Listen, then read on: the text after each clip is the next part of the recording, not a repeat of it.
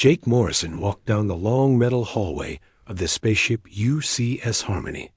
His small translator badge felt heavy on his chest. The soldiers around him barely looked at him when he passed by. To them, he was just another piece of equipment. They had to carry Jake was 38 years old. He had spent the last 15 years of his life learning how aliens talked. He knew more about alien languages than almost anyone else on Earth. But the military crew on this ship did not care about that. They saw him as dead weight. Professor Morrison. A voice called behind him. Jake turned to see Lieutenant Commander Kate Sullivan. She looked annoyed, like she always did when she had to talk to him. The captain wants to see you in the briefing room. Jake followed her through the clean white corridors. He noticed how the soldiers stopped talking when they walked past. He had heard what they said about him when they thought he could not hear. Just a translator, they said. Why do we need him? They asked. He is useless in a real fight, they laughed. The irony made Jake sad. He was a man who had spent his whole life learning how to help people talk to each other. But the people on his own ship did not understand him at all. Captain Ben Rodriguez was looking at a big screen when Jake walked into the briefing room. The captain had gray hair and tired eyes. He looked like a man who had seen too many battles and lost too many good people. Morrison, the captain said without looking up. We are getting close to the Zephyrian space. Your job is simple. You listen to what they say. You tell us what they mean. You tell them what we want to say. That is all. Nothing more. This is a military mission, not a school classroom. Jake nodded. He felt that tight feeling in his stomach that he always got when people treated him like this. Captain, I need to tell you something important. The Zephyrians do not talk like we do. Their words mean different things based on who is talking and who is listening. If we say the wrong thing, it could cause big problems. Problems like what? Rodriguez looked at him for the first time. Look, Professor, we have been doing this diplomatic stuff since before you learned to speak alien languages. The Zephyrians want to talk about mining rights. We want to avoid a war. It is that simple. The other officers in the room laughed quietly.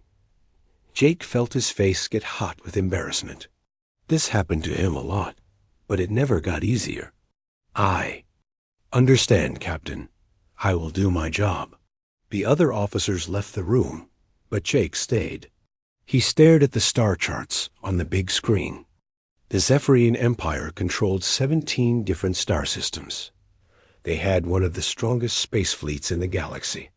Their bug-like bodies and warrior culture made them very dangerous enemies. But Jake knew something the soldiers did not. No, the Zephyrians respected strength, but they respected understanding even more. He pulled out his tablet and looked at his research files. He had been studying Zephyrian language for years. They had over 300 different ways to address someone depending on social rank and military position. One wrong word could destroy everything. The ship's speaker system turned on. All crew members, get ready. We will be entering Zephyrian space in 30 minutes. Jake went to his small room to change clothes. He put on his black diplomatic suit that marked him as a civilian. As he got dressed, he could not shake the feeling that everyone was about to learn what just a translator really meant. Jake had grown up in a small town in Ohio. His father was a mechanic and his mother was a teacher.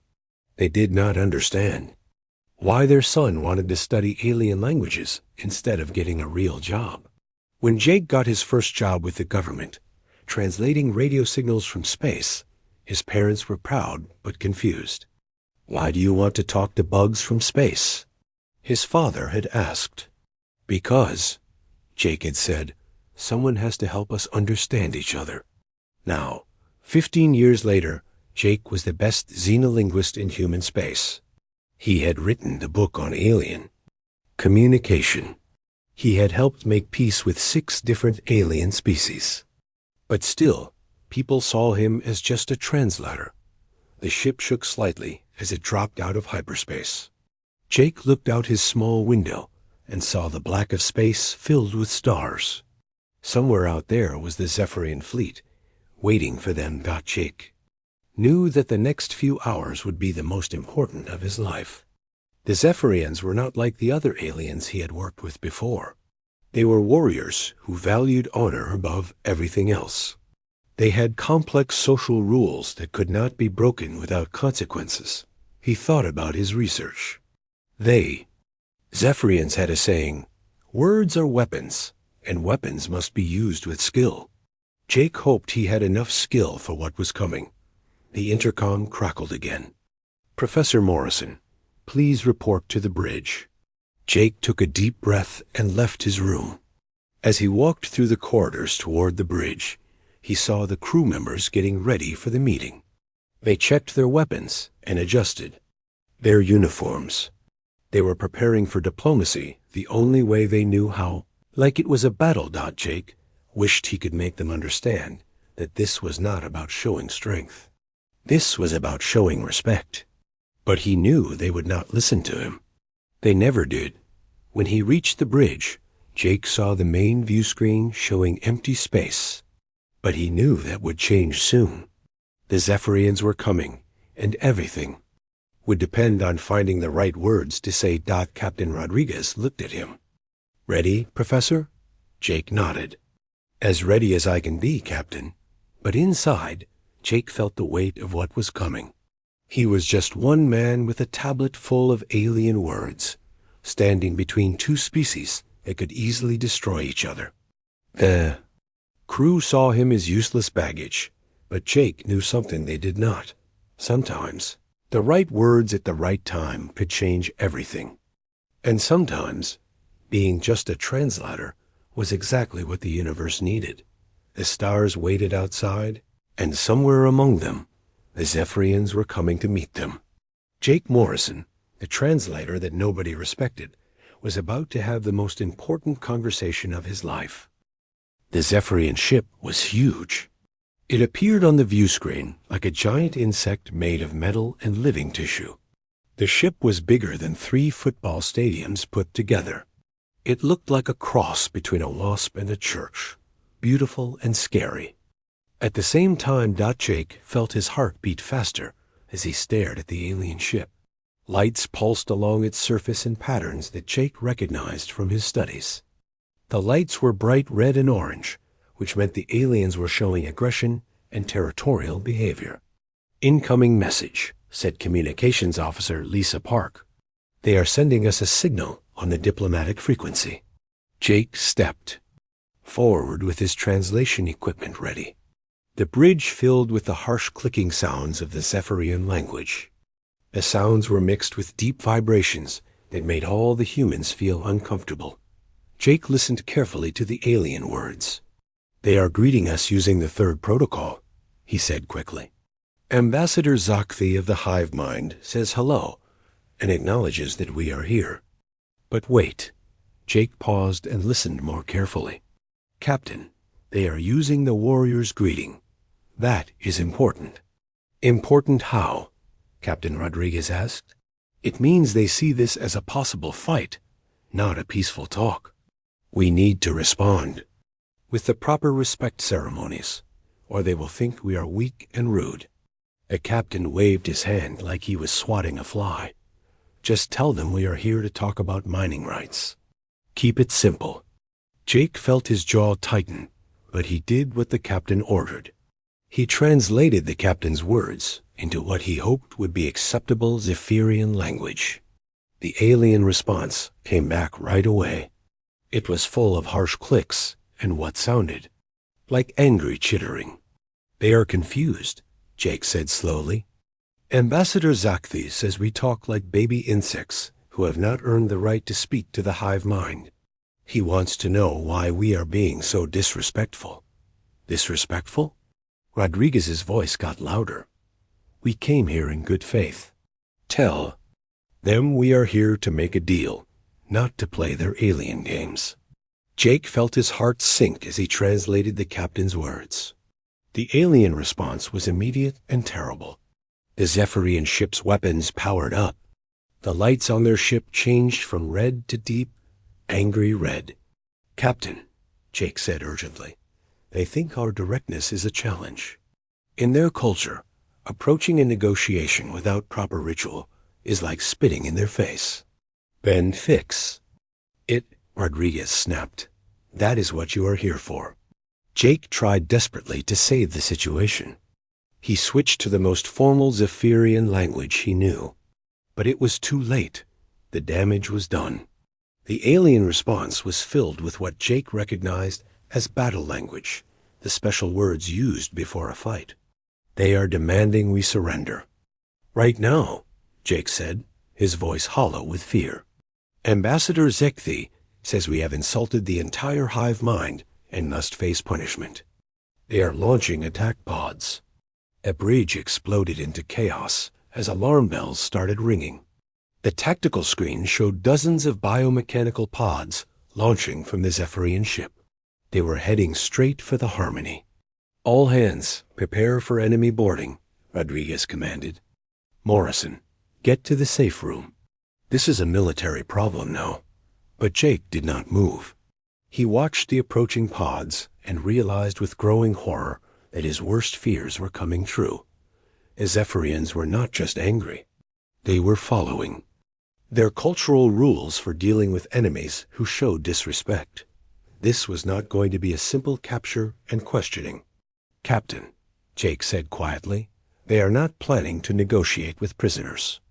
In their culture, beings who show disrespect in diplomatic meetings are killed as examples. They are going to kill us all and send our bodies back to Earth as a declaration of war." The first pod hit the ship, making it shake violently. Jake heard a distinct sound of biomechanical cutting tools starting to slice through the hull. The Zephyrians were coming, and they were coming for blood. Jake ran with the other survivors to the safe room. Captain Rodriguez, Dr. Helen Carter, and 13 other crew members crowded into the small, reinforced room. Through the thick window, Jake could see Zephyrian soldiers herding the captured crew into the ship's cargo bay. The alien soldiers moved like a nightmare come to life. Their hard, shiny shells gleamed under the emergency lights. Their bug-like eyes reflected the fear on every human face. Jake watched them and recognized the patterns of their movements from his research on their military customs. "They are not treating us as prisoners of war," Jake whispered to the captain. "They are treating us as criminals waiting to be executed." Rodriguez's face was grim. "How much time do we have?" "According to their rules, they will hold a trial of dishonor. We have maybe 6 hours before." Jake could not finish the sentence. He could not say the word execution. Out loud. The safe room door suddenly bent inward as something powerful hit it from outside. The reinforced metal screamed in protest. Jake could hear the distinctive sound of Zephyrian biotools eating through the barrier like acid. "Is there any way to talk to them?" asked Dr. Carter. "Some kind of appeal?" Jake's mind raced through everything he knew about Zephyrian culture. Their justice system was based on combat and honor. These ideas seemed primitive to humans, but they were the foundation of Zephyrian society. Then an idea hit him. It was dangerous, probably suicidal, but it might be their only chance. "There is one possibility," he said slowly. "The trial of worth. It is an ancient ritual where the accused can challenge the judgment through combat. If I can ask for it properly." "You?" Rodriguez stared at him in disbelief. "Morrison, you are a college professor, not a soldier." "I am also the only one here who speaks fluent Zephyrian and understands their culture," Jake replied. "If I can frame this correctly, I might be able to turn this from an execution into a trial." Dr. Carter looked at him with wide eyes. "Jake, you are talking about fighting alien warriors. They are twice your size and have been training for combat their entire lives." "I know," Jake said, "but I also know their culture. The trial of worth is not just about fighting. It is about proving understanding and honor. If I can show them that our mistake was ignorance, not malice, maybe. The door gave way with a final screech of tortured metal. 3 Zephyrian warriors entered, their weapons pointed at the humans. The largest one wore the fancy shell decorations of a high-ranking officer. He stepped forward and began speaking. In the rapid-fire clicks of military Zephyrian, Jake stepped forward, his hands raised in the traditional gesture of submission. His heart was pounding so hard, he thought it might burst from his chest. Everything depended on the next few seconds. This was it? This was the moment when just a translator would either save them all or die trying. The alien commander's compound eyes studied the small human who had dared to step forward. Jake took a deep breath and spoke the words that would either doom them all or give them a chance at survival. The fate of every human on the ship now rested on Jake's understanding of alien culture and his ability to find the right words at the right moment. Jake stood facing the 3 Zephyrian warriors, his hands raised in surrender. The largest warrior, wearing the fancy shell decorations of a commander, had his weapon pointed directly at Jake's chest. The other humans pressed against the wall. Behind him, terrified Jake took a deep breath and spoke in the most formal Zephyrian language he knew.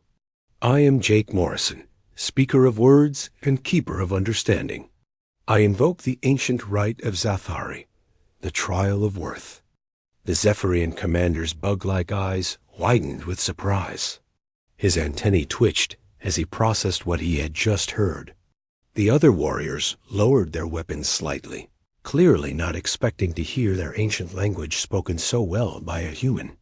You speak the old tongue, the commander replied, his voice carrying what Jake recognized as grudging respect.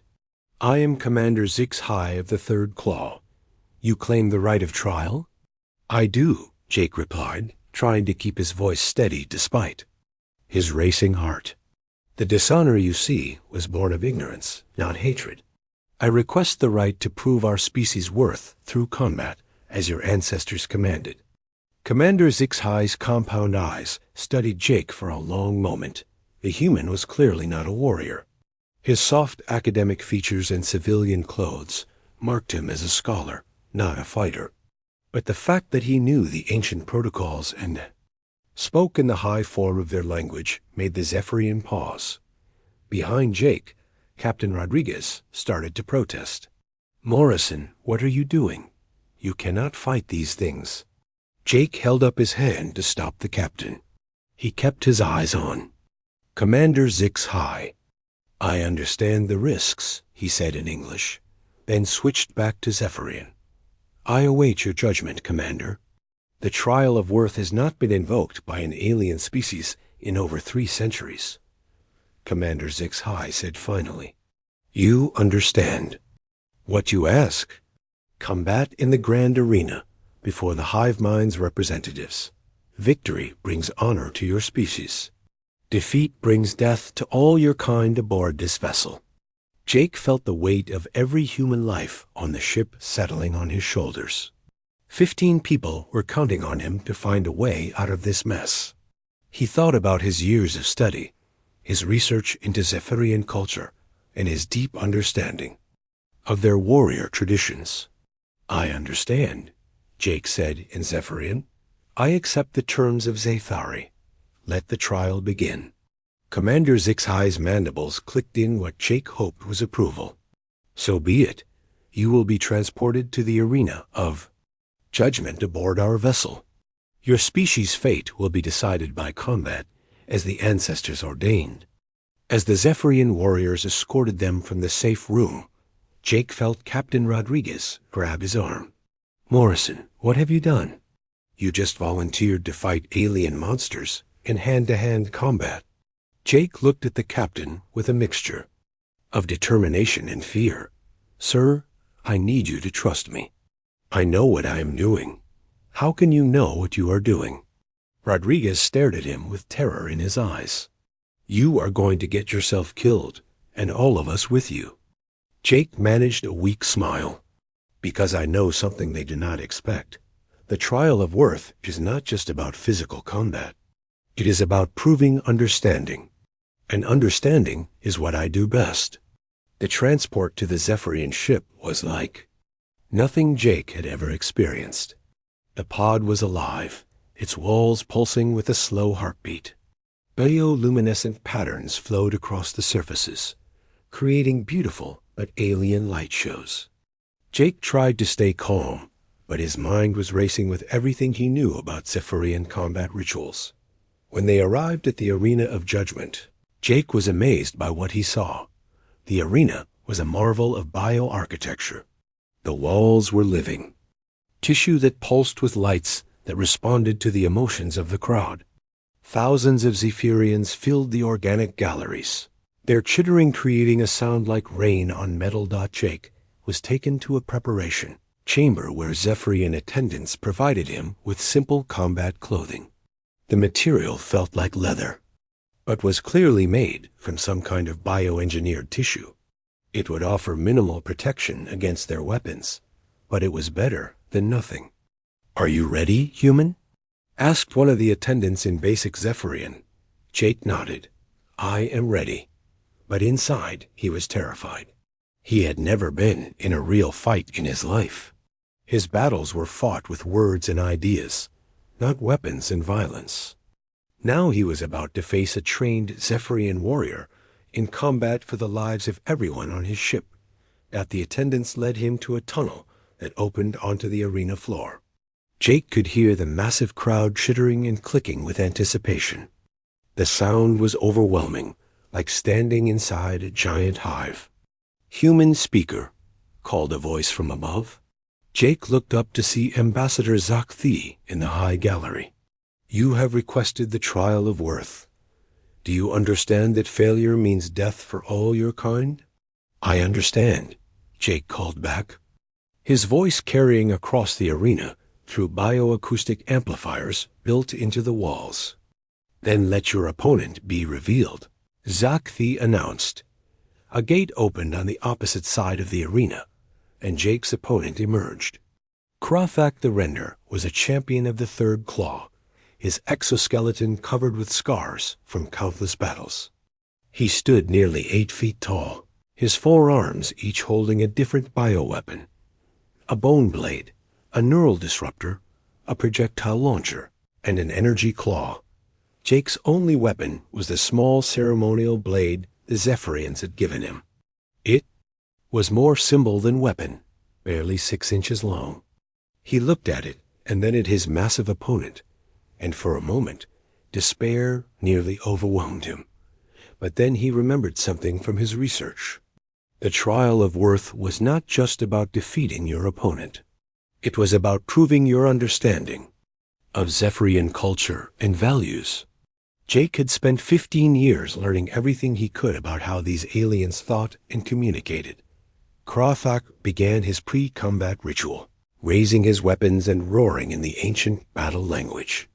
The crowd responded with thunderous approval, their chittering rising to a crescendo that made the arena walls pulse with excited light. Jake watched and listened, recognizing the patterns and rhythms of the warrior's display. This was not just intimidation. This was communication. Every gesture, every sound had meaning in Zephyrian culture. Ambassador Zak Thi raised his arms for silence. "Let the trial of worth begin. Human speaker, you have claimed understanding of our ways. Prove it with your blood." Jake stood in the center of the arena, facing an opponent who could kill him in seconds. But he was not just Jake Morrison, the translator that nobody respected.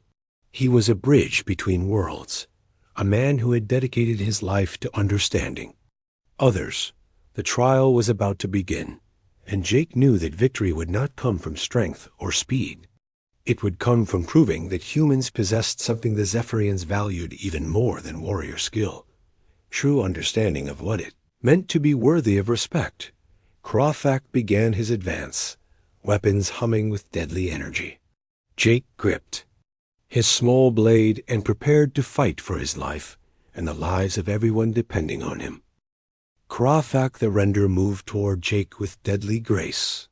His forearms moved in perfect coordination, each weapon humming with energy. The crowd chittered with excitement, expecting to see the small human torn apart in seconds. But Jake did not move to meet his opponent. Instead, he began to speak. "I speak the words of Zathari, as spoken by the first warriors when the hive mind was young," Jake called out in the ancient combat tongue of the Zephyrians. His pronunciation was perfect, despite the complex tonal variations.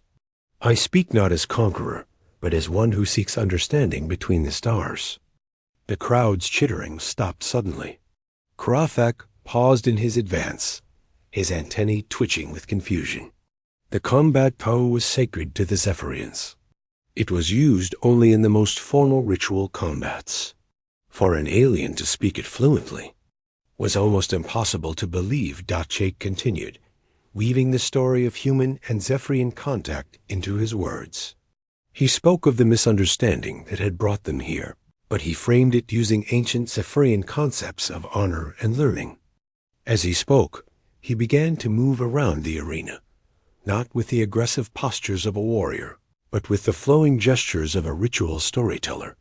Krathak attacked, his bone blade whistling through the air where Jake had been standing. But Jake had studied Zephyrian combat forms as part of his research. He knew that their fighting style was as much about communication as it was about combat. Every movement carried meaning in their warrior culture. As he dodged the next attack, Jake continued his speech.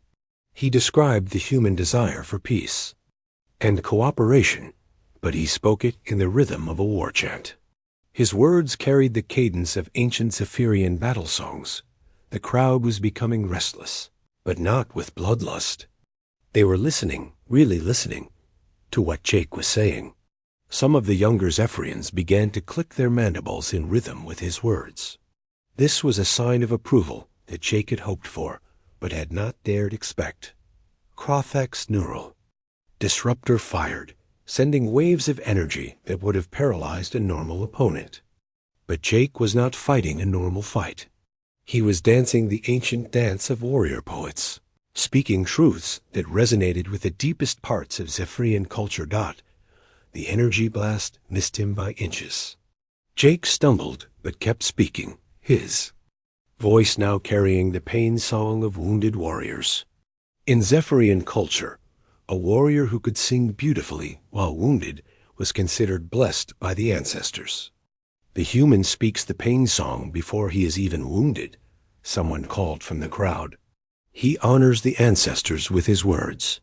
Jake seized the moment, switching to the dialect of the ancient law speakers. "I offer my voice to show respect. For the hive mind's justice," he called out, his voice carrying despite his exhaustion. "I offer my blood to wash away the ignorance that brought us here." Krathak's projectile launcher fired, and Jake felt burning pain as the biodart grazed his shoulder. Blood began to flow from the wound, staining his combat clothing. But instead of crying out, Jake incorporated the pain into his speech, using it to demonstrate the sincerity of his words.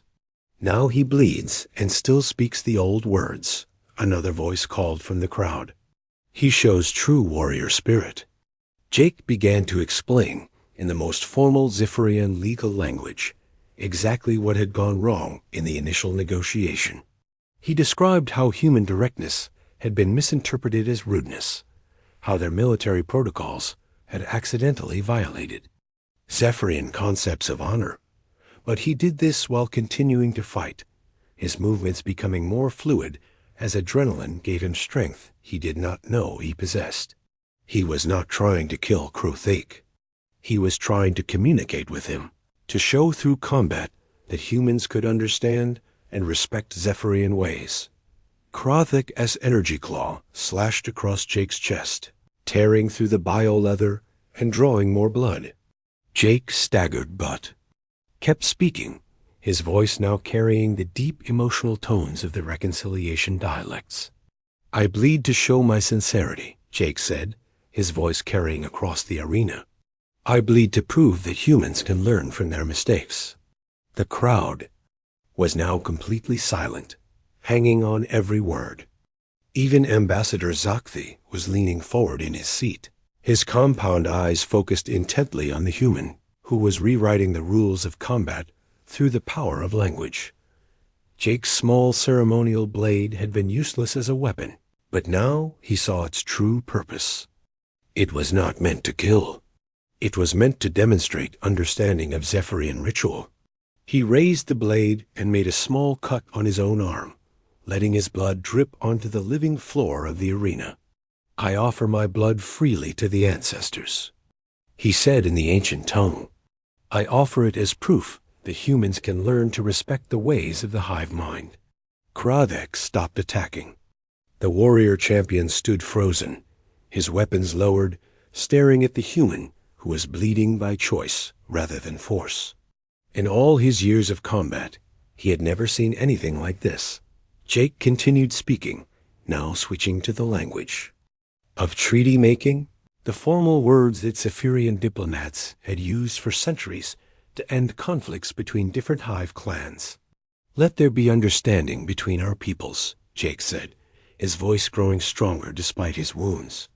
Let this blood be the last shed in ignorance between human and Zephyrian. The arena was completely silent now. Even the bioluminescent walls had stopped pulsing, as if the living building itself was listening to Jake's words. Ambassador Zakthi stood up in his gallery, his movements carrying the formal dignity of high ceremony. The trial of worth continues, he announced.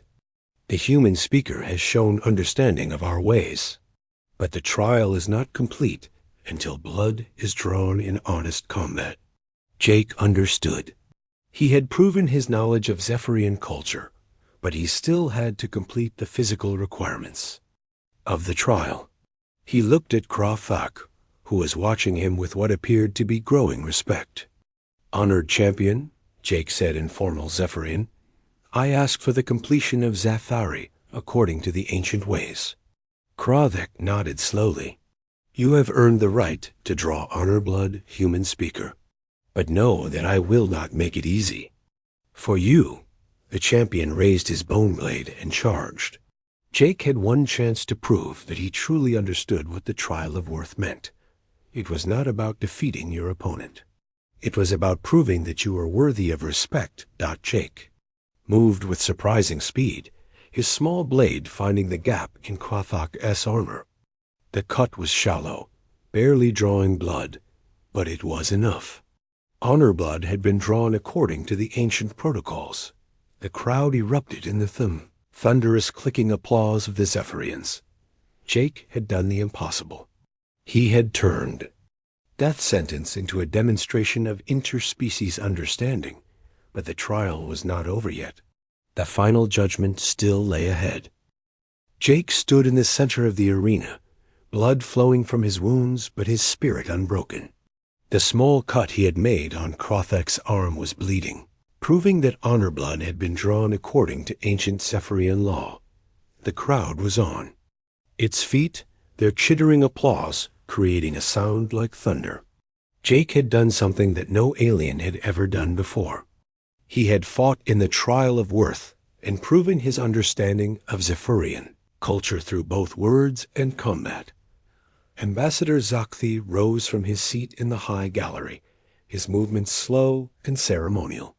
The entire arena fell silent as he prepared to deliver the final judgment.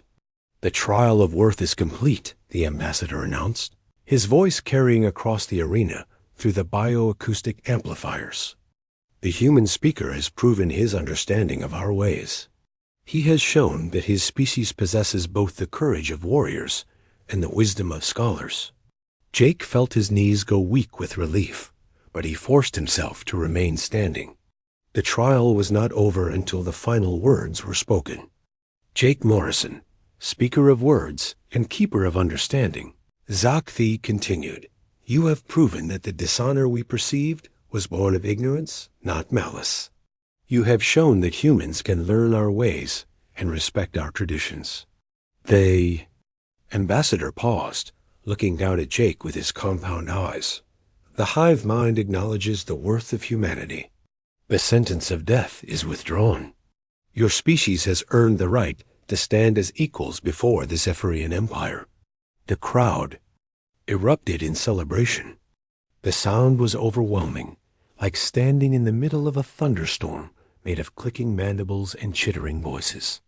The bioluminescent walls pulsed with brilliant colors, reflecting the joy and excitement of the audience.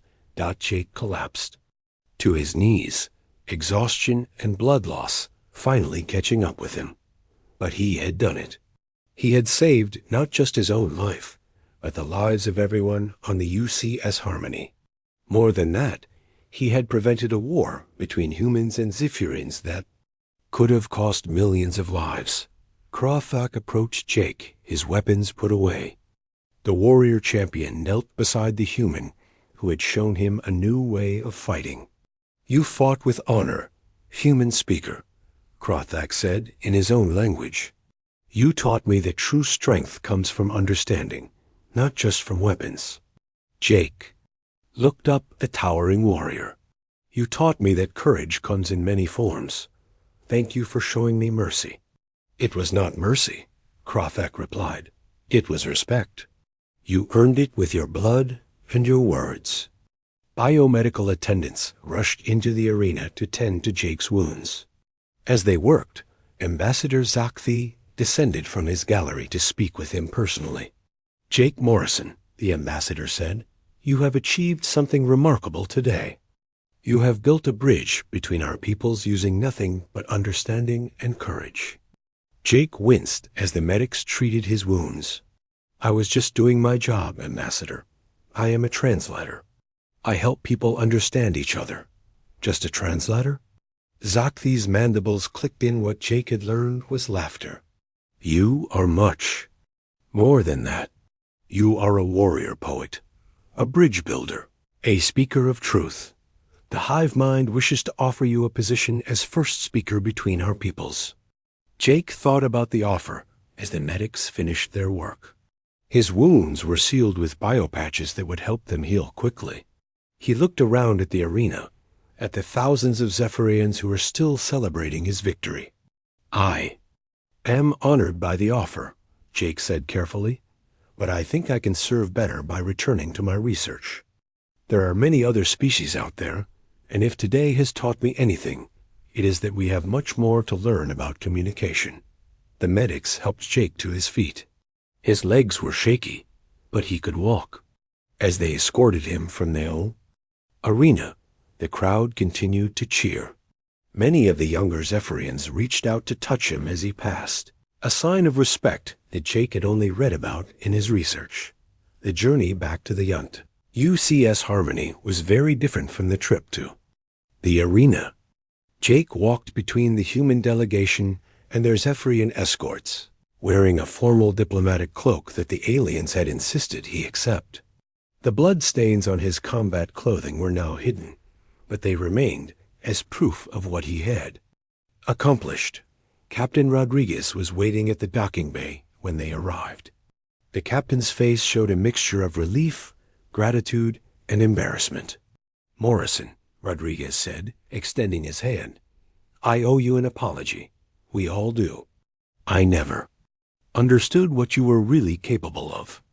Jake shook the captain's hand, feeling the weight of everything that had happened. "Thank you, sir. But we all need to do better in the future. The galaxy is full of species we do not understand yet. If we are going to survive out here, we need to learn to communicate with all of them." Dr. Helen Carter stepped forward, her eyes wide with amazement. "Jake, what you did in there was incredible. You turned a death sentence into a diplomatic victory using nothing but words and cultural understanding. And blood," Jake added with a tired smile. "Do not forget the blood." Ambassador Zakthi approached for the final ceremony. "Jake Morrison, speaker of words, keeper of understanding, bridge builder between the stars, the hive mind thanks you. Your words and courage have prevented a war that would have cost millions of lives on both sides. Jake bowed in the formal Zephyrian manner, despite the pain in his wounded shoulder. The honor is mine, Ambassador. May understanding always win over ignorance. Before you go, Zakthi said, there is one more thing. The mining rights your people came to discuss are yours freely given. But more than that, the hive mind wishes to establish formal diplomatic relations between our peoples. Captain Rodriguez stepped forward. Ambassador, on behalf of the United Colonial Systems, I accept your offer, but I think we should establish new protocols for future negotiations. Agreed, Zakthi replied, and I believe we know who should write those protocols. He turned to Jake. Will you accept the role of Chief Diplomatic Translator for Human-Zephyrian Relations? Jake looked around at the faces surrounding him. His fellow humans were looking at him with new respect and admiration. The Zephyrians were treating him as an honored guest and ally. 6 hours ago, he had been just a translator that nobody valued. Now he was the architect of humanity's first major alliance with an alien empire. I accept, Jake said, but I have one condition. No more just a translator comments. From now on, I want everyone to understand that good communication is not just about words. It is about building bridges between worlds. Lieutenant Commander Sullivan, who had always treated Jake with barely hidden contempt, stepped forward. Professor Morrison, I want to apologize for how I treated you. I never understood how important your work really was. None of us did, Captain Rodriguez added. We saw you as dead weight when you are actually our most valuable asset. As the human delegation prepared to board their ship, Jake took one last look at the Zephyrian vessel. The bioluminescent patterns on its hull were now pulsing in the rhythm of friendship and alliance, colors that meant peace and cooperation. Commander Zix-Hai, who had initially been ready to execute them all, approached Jake for a private moment. Human speaker, you have taught us something important today. We thought strength could only be shown through weapons and aggression. You showed us that true strength comes from the courage to understand others. And you taught me that sometimes understanding requires sacrifice, Jake replied. I will carry the lessons of today with me always.